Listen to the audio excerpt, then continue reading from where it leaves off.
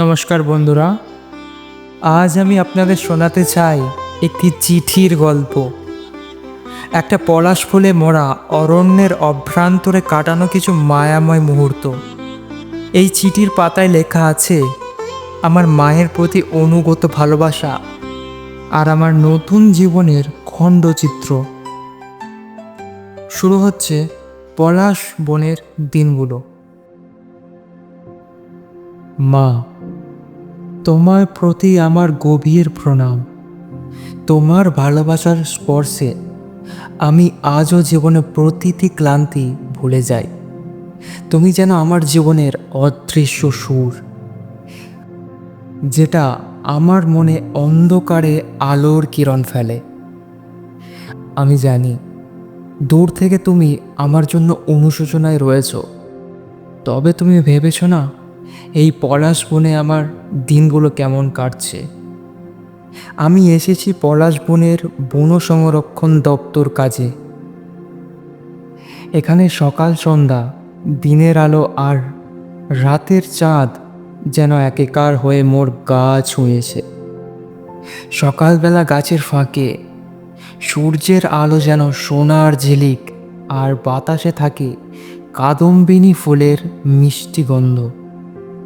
সন্ধ্যার সময় বাতাস হয়ে যায় কোমল, আর রাতের আকাশের পূর্ণিমা চাঁদ লালিয়ময় ভাসমান, যেন কোনো নীল মেঘের মাঝখানে রক্তিম মণি ঝলসে উঠেছে।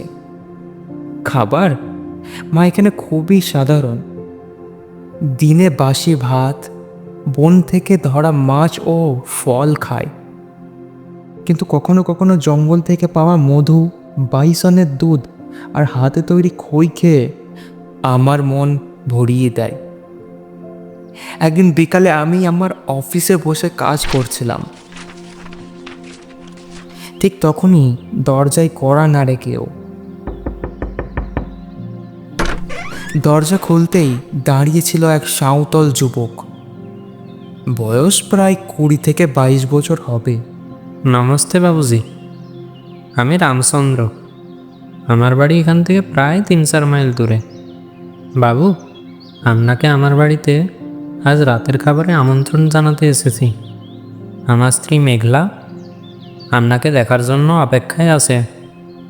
আমি কিছুটা দ্বিধায় পড়ে হালকা হাসি দিলাম, কিন্তু সে দৃঢ়তার সঙ্গে বলল, বাবু, আমার বাড়ি খুব ছোট্ট, কিন্তু আমরা অতিথিকে বড় মনে করি। দয়া করে আসবেন বাবুজি। সন্ধেবেলা আমি রামচন্দ্রের বাড়ি গেলাম।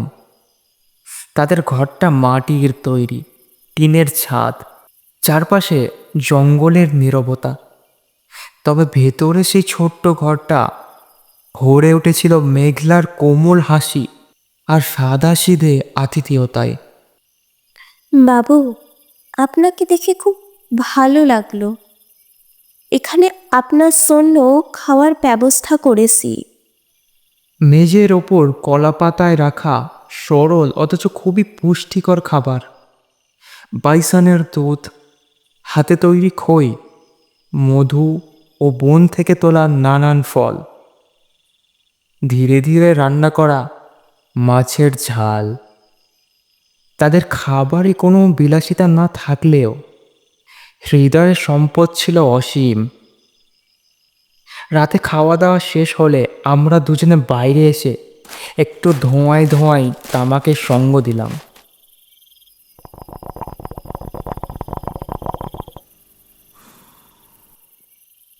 রামচন্দ্র বলল, বাবু চলুন, আমি আপনাকে আমার ঘোড়ায় চড়িয়ে এই বনটা একটু ঘুরিয়ে দেখাই। আমিও রাজি হয়ে উঠলাম। আমরা দুজনে ঘোড়ার পিঠে চেপে বনে ঘোরার উদ্দেশ্যে বেরিয়ে পড়লাম।